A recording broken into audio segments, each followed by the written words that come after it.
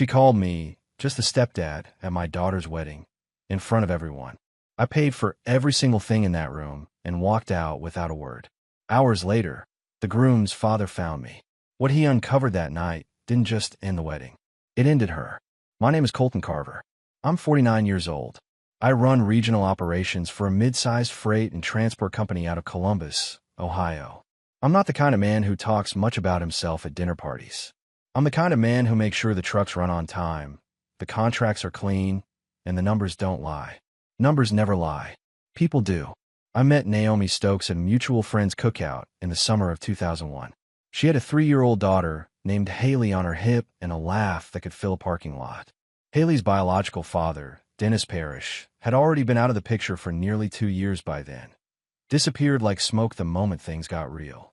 Naomi never asked me to step in. I just did. That's what you do when you're built a certain way. You see something that needs holding together, and you hold it. I coached Haley's soccer team when she was 7. I sat through every school play, every science fair, every panic attack the night before finals. When she got into Ohio State, I was the one who helped her pack the car. When she called crying at midnight 2 years later because some boy had broken her heart, I drove 3 hours to take her for waffles at 2 a.m. Naomi was asleep. In the last 4 years of our marriage, I made a mistake that cost me more than I understood at the time. I started wanting something I thought we both wanted, a child of our own. I was 45, Naomi was 43, and I knew the window wasn't wide open, but it wasn't shut either. I brought it up carefully at first, then more directly. She always had an answer. She was tired. Work was stressful. Maybe next year. Then she suggested we see a specialist, which I took as a good sign. The doctor, a soft-spoken man named Dr. Ellard at a clinic in Dublin, Ohio, told us that conceiving would be extremely unlikely given Naomi's hormonal profile. He used clinical words that landed like stones. I drove home in silence that night with Naomi's hand on my knee, and I believed every word he said. I shouldn't have, but I'm getting ahead of myself. The wedding was held on a Saturday in late September at Ashford Hall, a renovated estate venue 40 minutes outside Columbus. Haley was marrying Garrett Townsend, a structural engineer from Dayton whose family had old money and quiet manners. I had paid for the venue, the catering, the flowers, the photography, and the rehearsal dinner. Not because anyone asked, because Haley was mine in every way that mattered, and I wanted her day to be right. I stood near the back of the main hall during the reception, nursing a glass of sparkling water, watching Haley move between tables in her ivory gown. She was glowing. Whatever came next in my life, that image was worth something. Then Naomi picked up the microphone. She had that particular brand of confidence that Chardonnay gives women who already think too much of themselves. She clinked her glass, smiled at the crowd, and began talking about family. Real family. She gestured toward Dennis Parrish, the man who hadn't paid a single school tuition bill, hadn't attended a single parent-teacher conference, who now sat at a table near the front wearing a new suit and a borrowed smile. And of course, Naomi said, turning vaguely in my direction without actually looking at me, we should thank Colton. He's been around. You know how stepdads are. They try their best. Polite laughter. The kind that feels like sandpaper. I set my glass down on the nearest table, straightened my jacket, and walked out through the side exit without a word. The air outside was cool and carried the smell of cut grass. I didn't feel angry. Not yet.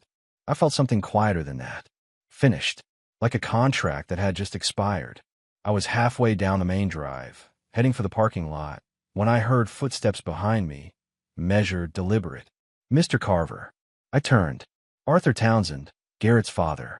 Mid-60s, silver-haired, the kind of man who wore a suit like it was a second skin. He walked up beside me and matched my pace without asking permission. Walk with me a moment, he said. We went another 30 yards before he spoke again, voice low and even. The wedding is effectively over, Arthur said. I want you to know that. And people from both families are already moving to find you and apologize. He paused. I'm asking you. Please don't say anything yet. Not to anyone. Give me until morning. I looked at him. I'm not asking for her sake, he added. I'm asking because I saw what just happened in there, and I think you've earned the right to let someone else do the heavy lifting for once. I didn't answer right away, just kept walking. Then I said, you have until morning. Arthur nodded once. And that was the beginning of everything unraveling. Arthur Townsend didn't walk like a man who was in a hurry. He walked like a man who had already decided where things were going and was simply giving the world time to catch up. We covered half a block in silence before he spoke again. "How long did you know Haley before the wedding?" he asked, not looking at me. "Since she was 3, I said. He nodded slowly, like I'd confirmed something he'd already calculated. "And you paid for all of it? The venue, the food, the flowers?" It wasn't a question. "Every dollar," I said. Arthur reached into his inside jacket pocket and pulled out a small leather notepad. Actual paper, not a phone. He flipped it open and clicked a pen. "I deal in freight logistics. 34 years. When something doesn't add up on a manifest, I don't argue about it. I just trace the origin." He stopped walking and turned to face me directly. "Your name isn't anywhere in that wedding program, Mr. Carver. Not in the acknowledgments. Not in the thank you section. Not on the seating chart I received as a guest." He paused. "For a man who funded the entire event, that's not an oversight. That's a decision." I said nothing. He was right, and we both knew it. Arthur flipped to a blank page. "I'm going to make some calls tonight. The catering company, the venue coordinator, the photographer. I want to know who signed the contracts. I want to know whose name is on the payment records." He looked at me steadily. "I already have a feeling I know what I'll find." "And what do you plan to do with it?" I asked. "Whatever needs doing," he said simply. Then he reached into his breast pocket and handed me a folded piece of paper. "I pulled this from the event planner's email confirmation before dinner. I had a feeling something was off when I arrived and couldn't find your name anywhere." I unfolded it. It was a partial invoice, venue deposit, $8,400, paid by wire transfer. The name on the sending account, C. T. Carver. My name, my money, my daughter's wedding. I folded it back up. "Keep it," Arthur said. "You may need it later." We started walking again. The street was quiet. A few cars rolled past, their headlights sweeping the wet pavement. I thought about Naomi back inside the hall, probably already rewriting the evening in her head, polishing the version she'd tell her friends. "That man she introduced as Haley's father," Arthur said carefully. "Dennis Parrish. He left when Haley was 18 months old," I said. "Missed every birthday until she turned 16. Then showed up like nothing happened." Arthur's jaw tightened almost imperceptibly. He's seated at the family table. I saw his place card when I arrived. That one landed differently. I'd known Dennis was invited. Haley had told me herself, said she wanted to give him a chance. What she hadn't told me was that he was seated with the family while I stood near the back wall like a coat rack. "My brother went through something similar," Arthur said after a moment. "His wife kept his son from him for years. Rewrote the whole story. By the time the boy found out the truth, he'd already built his identity around the lie." He glanced at me. "I'm not going to let that happen to my son's marriage." I stopped walking and looked at him. "This isn't your fight." "No," he agreed. "But my son is married to Haley now, which means whatever rot is underneath this floor is eventually going to affect him too." He closed his notepad. "I'd rather find it now than after there are grandchildren involved." That was the first time I thought, this man is serious. "When you call," I said, "I'll pick up." Arthur gave a short nod and turned back toward the venue. I watched him go, steady, unhurried, hands in his pockets. And for the first time since I'd walked out of that hall, I didn't feel like I was standing alone in the dark. I just felt like the paperwork was about to catch up with someone who thought they'd shredded it. I drove back to my house that night and didn't turn on a single light. Just sat in the kitchen with a glass of water and the folded invoice Arthur had handed me. The house felt different at midnight. Not empty exactly, but honest. Like it had been waiting for me to stop pretending everything was fine. My phone buzzed twice. "Naomi." I let go to voicemail. At 7:14 the next morning, Arthur called. "I've got the catering invoice, the floral contract, and the venue's payment history," he said. No greeting, no small talk. "All three show the same originating account." "Yours?" "All of it." I asked. "Every line item. The rehearsal dinner too. Photography deposit, $6,200. Paid 8 months ago. Venue balance, $14,800. Catering, $11,500. Flowers. And I want you to know those centerpieces were obscene. $9,300. He paused. Total so far, just over $47,000. Your name on every single transfer. I wrote the numbers down on a notepad out of habit. $47,400. There's something else, Arthur said. The guest list. I had my assistant pull the original RSVP document from the event coordinator's server. They use a shared planning platform, and the access permissions were looser than they should have been. Someone edited the formal acknowledgement column 3 weeks before the wedding. He let that land. Your name was originally listed under father of the bride, step-parent. Someone changed it to blank, then added Dennis Parrish under father of the bride. I set the pen down. Can you tell who made the change? I asked. The edit log shows the coordinator's login, Arthur said, but the coordinator told me this morning she received a written instruction from the bride's mother to update the family designations. She has the email. Naomi. Of course. One more thing, Arthur said. I ran a quick background search on Boyd Sloan, the attorney listed as Naomi's legal representative on some of the trust paperwork I found referenced in your shared financial records. Sloan doesn't specialize in family law. He specializes in estate planning and asset protection. Another pause. And he and Naomi have been photographed together at 3 charity events in the past 18 months, always listed as guests of the same organization. I absorbed that in silence. Colton, Arthur said. This wasn't spontaneous. The speech, the seating, the program edits, Parrish at the family table. Someone planned this carefully. Probably over months. I know, I said. Do you have a personal attorney? I do. Call him today, Arthur said. Before you talk to Naomi. Before you talk to Haley. Before you talk to anyone. I thanked him and hung up. Then I sat there another few minutes, looking at the numbers on the notepad. $47,400. 22 years. In a blank field where my name used to be. I picked up the phone and called my attorney, Frank Mercer. He picked up on the second ring, listened for 4 minutes without interrupting, then said the 6 words I needed to hear. Don't move any money. Come in today. I was in his office by 10. Frank Mercer had been my attorney for 11 years. He was 61, built like a former linebacker, and had the kind of face that made opposing counsel nervous before he even opened his mouth. He spread Arthur's documents across his conference table and studied them the way I'd watched him study contracts 100 times before, methodically, quietly, like a man defusing something. The trust, he said finally, looking up. Walk me through it. I explained the family trust Naomi and I had set up 9 years ago, a joint vehicle that included a housing subsidy, provisions for Haley's ongoing support, and a deferred educational account. At the time, it had seemed like responsible planning. Now it felt like a door I'd accidentally left unlocked. Naomi has a sister, I said. Lorraine Stokes. She's a notary in Westerville. Frank raised an eyebrow. 2 years ago, Naomi mentioned she'd had some trust documents updated for efficiency, I said. I signed what she put in front of me. I trusted her. I paused. I think Lorraine notarized changes I never properly reviewed. Changes that may have shifted the beneficiary language. Frank leaned back. That's a problem for her.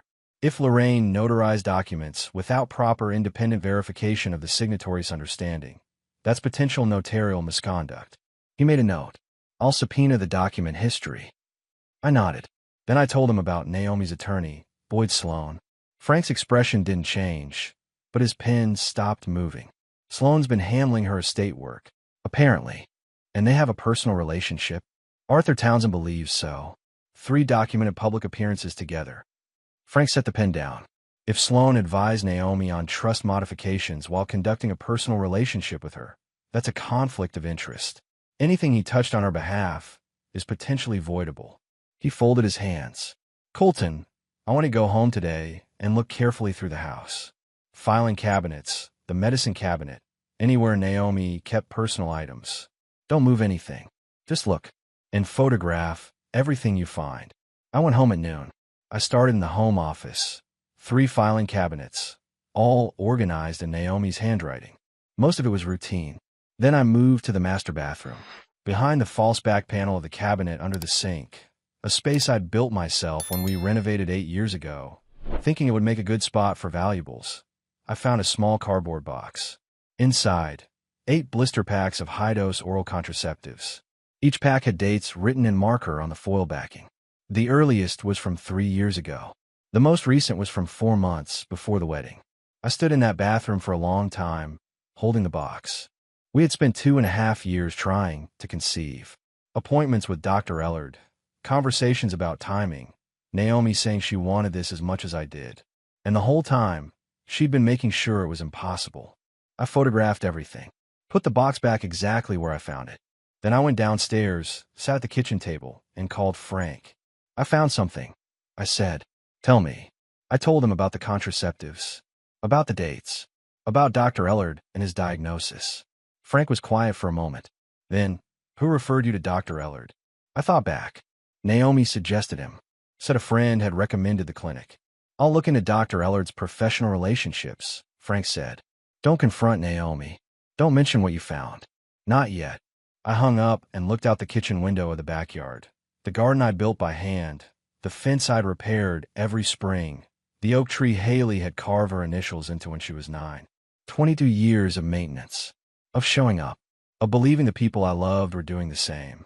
The box in the cabinet said otherwise. 3 days after the wedding, Haley called. I let it ring twice before picking up. Not hesitation, deliberation. Every conversation from here forward was going to matter, and I wasn't going to stumble into any of them unprepared. Dad, she said, then stopped, like the word had surprised even her. I'm here, I said. We met at a diner off Route 40 that we'd been going to since she was in middle school. Corner booth, terrible lighting, the best apple pie in Franklin County. I was there first. I watched her walk through the door. Same girl I'd driven to swim practice at 5 in the morning for 6 straight years. Except now her eyes carried something heavier than I'd ever seen in them. She sat down, wrapped both hands around a coffee mug, and looked at me directly. I didn't write that blank field in the program. I swear to you. Mom handled all the vendor communications. I signed off on the final version without reading every line, and that was stupid, and I own it. I believe you, I said. She exhaled. Garrett's father showed us the vendor documents. I knew you contributed to the wedding costs. I didn't know it was everything. Mom told me her side was handling a portion. She paused. She lied to me too, Dad. I didn't respond to that directly. Just let her keep going. And Dennis, I invited him because I thought I was ready to close something. I didn't know she'd seat him at the family table. I didn't know about the formal designation change.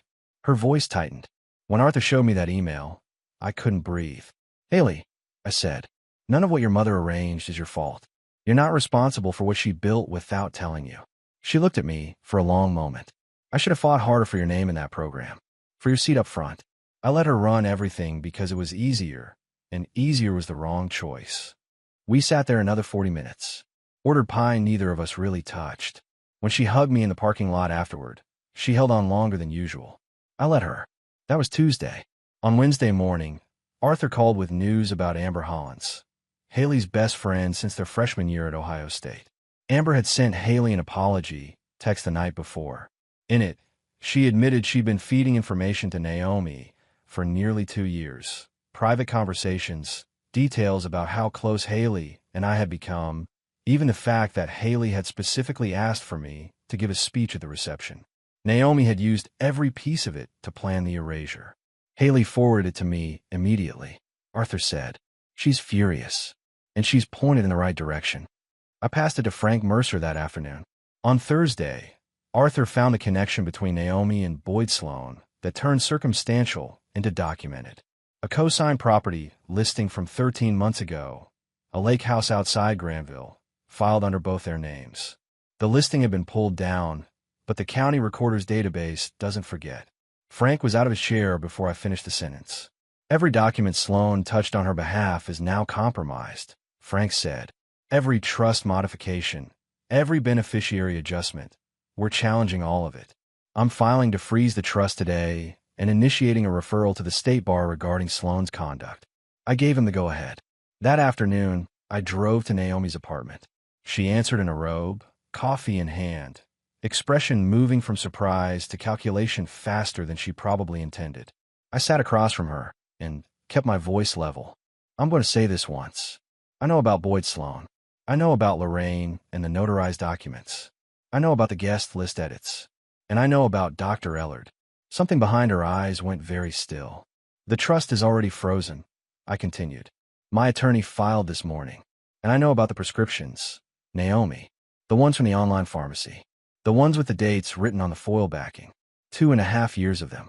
The stillness gave way to something harder. Those are private medical records. They're evidence of deliberate deception during a marriage, I said.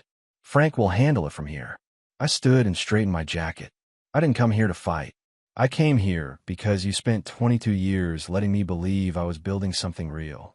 You at least owe me the experience of knowing you heard what I just said. I walked out. Didn't look back. Arthur called Saturday morning and told me he'd arranged a private gathering, a small brunch at Ashford Hall's dining room for family members and close guests who'd been present at the wedding. Naomi had organized it, intending, I suspected, to begin managing the narrative. Arthur had accepted the invitation with a different purpose in mind entirely. Come, he said. You don't have to speak. Just be in the room. About 30 people were seated when I arrived. Naomi was at the far end of the table, dressed with intention, performing calm.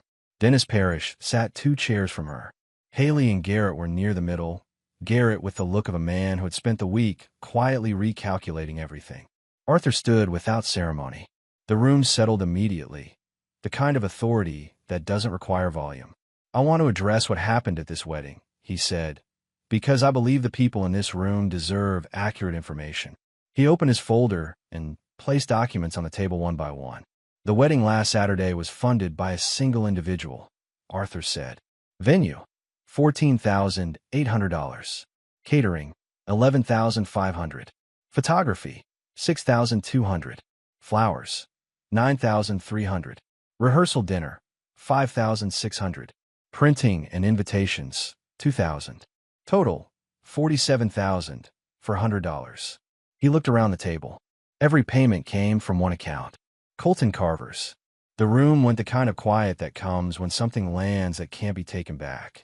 This is the same man, Arthur continued, whose name did not appear in the program, who was described in the toast as someone who, and I'm quoting, tried his best, who watched a man absent for the majority of Haley's childhood introduced as her father to family and guests.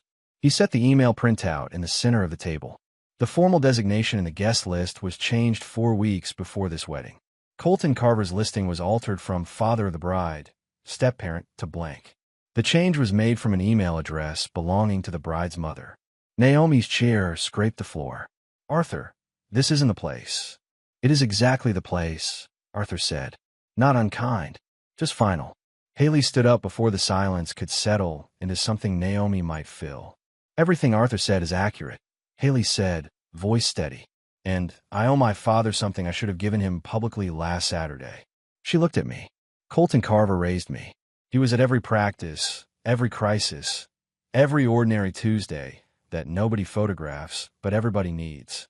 He funded this wedding because that's the kind of man he is. I allowed my mother to run this event in a way that erased him, and I will not pretend that was acceptable. She didn't look at Naomi when she said it. She looked at me. I gave her a small nod. That was enough between us. Naomi stood, said something about needing air, and left through the side door. Dennis Parrish waited about a minute, then quietly followed. Neither of them returned. Arthur gathered his documents with the efficiency of a man closing a meeting. Garrett reached across and shook his father's hand once, firmly. Afterward, Arthur and I stood in the parking lot. The October air was cold and honest. You didn't have to do that, I said. I know, Arthur said. That's exactly why I did. He offered his hand. I took it. Then he drove away, and I stood alone in the quiet lot, thinking about $47,000, 22 years, and the strange, clean feeling of finally being on the right side of an honest ledger. The freeze on the trust landed on a Monday. Frank Mercer had filed the motion Friday afternoon, and by Monday morning the court had granted a temporary hold pending a full audit. That same day, the Ohio State Bar Association received a formal ethics complaint regarding Boyd Sloan's conduct as legal counsel while maintaining a personal relationship with his client. Frank was thorough. He always was. I didn't call Naomi to tell her. I didn't have to. Her attorney, a different one now, since Sloan had quietly withdrawn from the case the moment the conflict of interest filing hit, called Frank's office by noon. What I didn't expect was Dennis Parrish. Frank called me Tuesday afternoon with that particular tone he used when something genuinely surprised him, which wasn't often. Parrish has hired an attorney, he said. He's filing a claim as a biological relative of Haley Carver, asserting an interest in the trust distributions tied to her education and ongoing support. I sat with that for a moment. He walked out when she was 18 months old. I know, Frank said. His attorney is arguing that biological paternity creates a standing claim regardless of the period of absence. It's a long shot, but it's designed to complicate your case and buy Naomi's side some leverage. Can he win? No, Frank said flatly. But it'll cost time and filing fees to dismiss. Which is the point. A pause. It also tells us something. Parrish didn't come up with this on his own. Someone pointed him at an attorney and gave him a reason to file. I thought about the lake house outside Granville. About Boyd Sloan, even with a bar complaint hanging over him. Some people don't know when to stop pulling levers. Handle it, I said. Already drafting the response, Frank said. That evening I drove past the house. My house, technically, since Naomi had vacated and I'd quietly resumed staying there. The oak tree in the backyard still had Haley's initials carved into it. I stood in the kitchen for a while, not doing much of anything. Just being in the space without performing anything for anyone. My phone buzzed. A text from an unknown number. No message, just a photograph. I opened it. It was a picture of Naomi and Boyd Sloan at what looked like an airport. Bags at their feet, Sloan's hand on the small of her back. The timestamp embedded in the image was from 4 days after the wedding. I forwarded it to Frank without comment. He responded in under 3 minutes. Received. This goes to the bar complaint and the trust audit. Good. I set my phone down and stood at the kitchen window, looking at the backyard. The oak tree. The garden I'd built from bare dirt 11 years ago. The fence I'd repainted every spring because Naomi always said she'd get to it and never did. 22 years of maintenance. Of showing up. Of being the man who held things together while someone else planned the exit. That was Tuesday. By Thursday, Frank had confirmation from a colleague that Lorraine Stokes, Naomi's aunt, the notary in Westerville, had been served with a formal inquiry from the Ohio Notary Commission. 3 trust documents she had notarized over a 2-year period were under review for procedural irregularities. Specifically, no independent verification of the signing parties' informed understanding. Frank believed at least 2 of those documents contained beneficiary language that had been altered without my meaningful consent. Lorraine hired her own attorney by Friday. The Stokes family group chat, according to Haley, who was now sharing information with me that I hadn't asked for but was grateful to receive, went completely silent the moment the inquiry was made public. Saturday morning, Frank called with the update on Dr. Ellard. The medical board had opened a formal investigation. A prior complaint from 2 years earlier, a different patient, a similar pattern, had been sitting dormant. Combined with the documentation Frank had submitted, including the pharmacy records for Naomi's contraceptive prescriptions and the timeline of her appointments with Ellard, the board now had enough to proceed. Ellard's lawyer reached out this morning, Frank said. They're asking about a cooperation agreement. Meaning he'll talk, I said. Meaning he's calculating whether talking is better than not talking, Frank said. Either way, it's movement. I thanked him and hung up. Then I did something I hadn't done in weeks. I went for a long drive, no destination, no podcast, no phone calls. Just the highway and the flat Ohio landscape, and the particular quiet of a man who has set something in motion and is waiting for it to run its course. I thought about the 2 years of doctor's appointments, about believing I was running out of time, about the specific grief of thinking your body has failed at something you wanted badly. Naomi had handed me that grief deliberately and watched me carry it. She'd sat in that clinic beside me with a straight face and let a doctor deliver a lie she had paid for. The anger I felt about it wasn't loud. It was the cold, settled kind that doesn't need to be expressed to be real.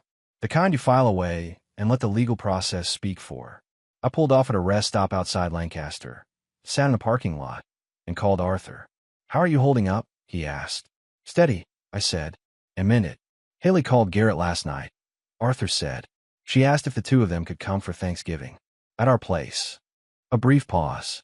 I said yes. I didn't respond immediately. Just looked out through the windshield at the gray November sky. "That's good," I said finally. "That's the right thing. She's trying," Arthur said. "Give her the space to get there." "I am," I said. We talked for another 10 minutes about nothing consequential. The kind of conversation men have when they've already said the important things and just need to stay in contact.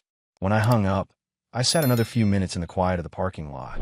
Then I pulled back onto the highway and drove home. The house was exactly as I'd left it. Quiet, honest mine. I walked in, hung my keys on the hook by the door, the same hook I'd installed the first month we moved in, and went to the kitchen to make coffee. Simple, deliberate, present. Whatever came next, I was not going to be caught off guard again. The trust freeze produced its first visible consequence on a Wednesday, 9 days after the wedding. Frank had arranged for a certified letter to be delivered to Naomi's current address, Dolores Crane's house, as it turned out, which added a layer of irony given what we now knew about Lorraine's role in notarizing the documents. The letter outlined the freeze, the audit scope, and the legal basis for both. It also referenced, in precise and measured language, the outstanding personal loan of $31,000 that Naomi had taken from me 8 years ago, documented by a signed promissory note that I had almost forgotten existed until Frank asked me to pull every financial record from the past decade. With standard interest calculated from the date of the original agreement, the current balance was $44,200. Frank had attached a payment demand to the freeze letter. Polite, formal, completely unyielding. Naomi called me at 7:45 that morning, which told me she'd been awake for hours. Her voice had that particular tension of someone who has rehearsed a conversation and already knows it isn't going to go the way they planned. "This is excessive, Colton," she said. "The loan was informal. We were married. We had a signed promissory note," I said. "That's not informal. That's a contract. I want to talk about this in person." "Talk to Frank," I said. "That's what he's there for." She shifted. "The trust freeze is hurting Haley. The trust freeze is protecting assets that were restructured without my informed consent," I said. "If Haley's support is disrupted, that's a direct consequence of decisions you and your attorney made. Frank can discuss a carve-out for Haley's ongoing needs. Call his office." Silence on the line. "Then, you've changed." "I got accurate information," I said. "People tend to change when that happens." I ended the call and set the phone down on the kitchen counter. Poured my coffee. Stood at the window looking at the garden. By that afternoon, Frank had 2 more updates. First, the Ohio State Bar had formally opened a disciplinary proceeding against Boyd Sloan. His withdrawal from Naomi's case had not been fast enough to outrun the complaint, and the co-signed Lake House property record was now part of the proceedings exhibits. Sloan's firm had placed him on administrative leave pending the outcome. Second, Lorraine Stokes had entered into a cooperation agreement with the Notary Commission. In exchange for a reduced penalty, she had provided a written statement confirming that she had notarized trust modification documents at Naomi's request without conducting the required independent verification of my understanding and consent. She stated that Naomi had told her the changes were routine updates and that I had already reviewed them.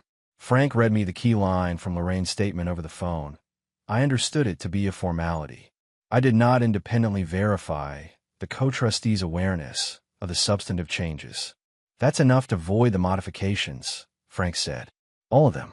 We're filing to restore the original trust language by end of week." "And the loan demand?" I asked. "Naomi's new attorney called this afternoon," Frank said. "They want to negotiate." I told them the number is the number. I thought for a moment. Give them 2 weeks. Then we filed to collect. "Done," Frank said. That evening, Haley texted me a photo. No caption. Just a picture of the 2 of us from her high school graduation. Me in a jacket that was slightly too formal for the occasion. Her in her cap and gown. Both of us squinting into the sun. I remember that day. I remembered how proud I'd been, and how I hadn't quite known what to do with all of it. So I just stood next to her and let the photographer do his job. I looked at the photo for a long time. Then I typed back, "I remember that day. You gave the best speech of anyone in your class." She sent back a single line. "You were the only one who told me that before I went up." I set the phone down and finished my coffee. Outside, the November wind moved through the oak tree in the backyard. The branches were bare now, but the trunk was solid, the initials carved into it as sharp as the day she'd put them there. Some things hold. The settlement arrived on a Thursday, 3 weeks after Frank had filed the trust freeze. Naomi's new attorney had negotiated down to the wire, but in the end the math was inescapable. The original trust language was fully restored. Every modification that Lorraine had notarized was voided. The beneficiary designations returned to what they had been 9 years ago, before Boyd Sloan had ever touched the documents. The loan repayment was structured as a 60-day lump sum. $44,200. Naomi's attorney had tried to negotiate installments. Frank had said no.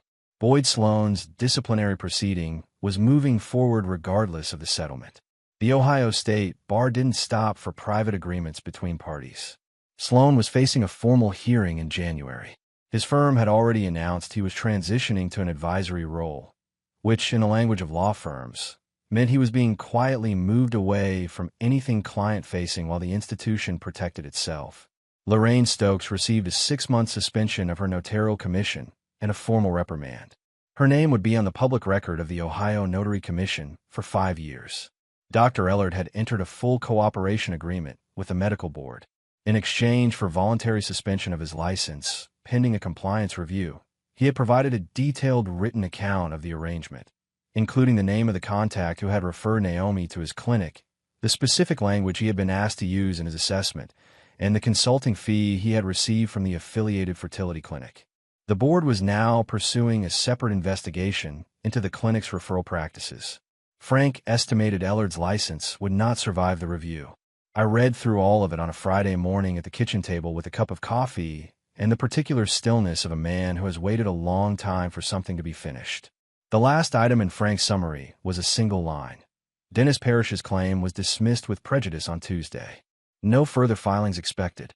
I set the papers down, looked out the backyard. The oak tree was bare now, November having stripped it clean, but the trunk was as solid as it had always been. That afternoon, Haley came by the house. She didn't text ahead, just showed up the way she used to when she was in high school and needed somewhere to think. She sat at the kitchen table across from me and put both hands flat on the surface like she was steadying herself. "I have something I need to say," she said. "Go ahead," I said. "I've been going over it in my mind for weeks. Every choice I didn't make. Every time I let Mom run something, because it was easier than pushing back. Every time I told myself it was fine." She looked at me steadily. "I don't want easy anymore. I want honest." She paused. "I'm sorry, Dad, for what happened at that wedding. For the program, for the seating, for all of it. You deserve better from me." I looked at my daughter for a long moment. 22 years of showing up for someone, and they show up for you in return. Not perfectly, not on the exact schedule you might have wanted, but they show up. "You're here now," I said. "That's what matters." She nodded. Then she reached across the table and put her hand over mine for just a moment before pulling back. We didn't need to make a production of it. After she left, I went to the home office and opened the bottom drawer of the filing cabinet, the one I'd cleaned out and reorganized after Naomi had moved her things. I took out a small envelope I'd put there 2 weeks before. Inside was a folded note I'd written the night after I found the contraceptives in the bathroom cabinet. Not for anyone else, just to put the thing into words so it stopped circling. I read it once. Then I put it in the paper shredder and watched it go. Done. 8 months after the wedding. The Colton Carver who stood in his backyard on a warm June morning looked almost identical to the one who had walked out of Ashford Hall in September. Same build, same posture, same habit of drinking his coffee, standing up near the kitchen window. But something inside had settled that hadn't been settled before. The kind of settling that doesn't come from things going right. It comes from finally knowing where you stand. The trust was fully restored and operating under its original terms.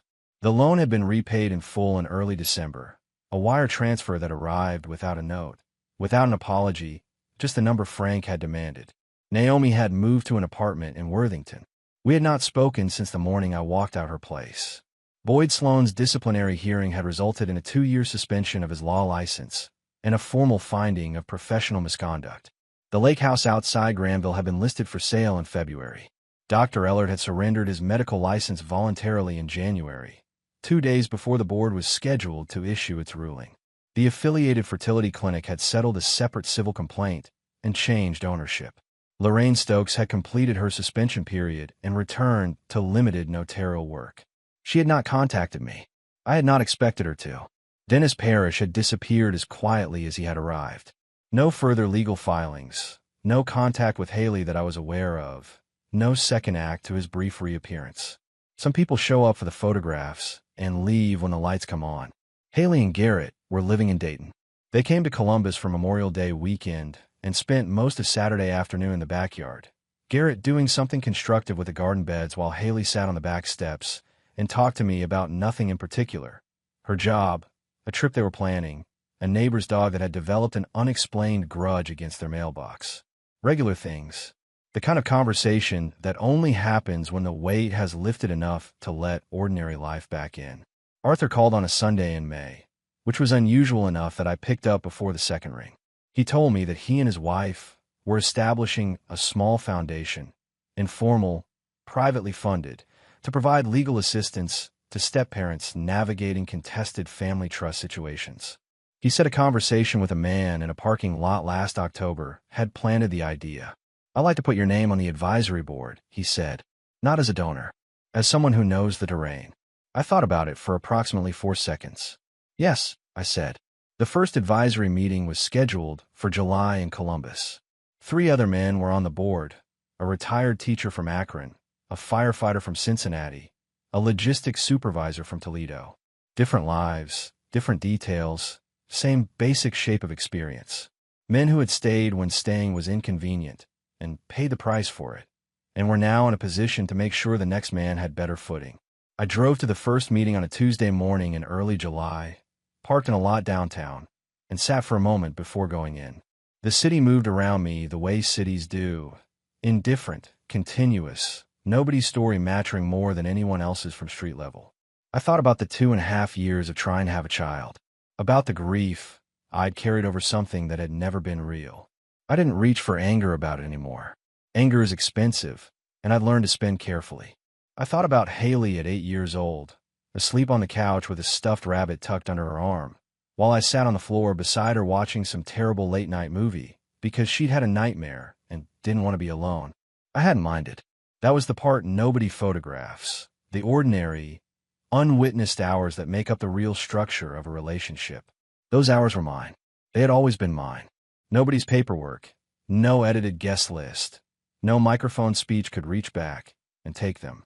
I got out of the car, straightened my jacket, and walked into the building. Some men rebuild loudly.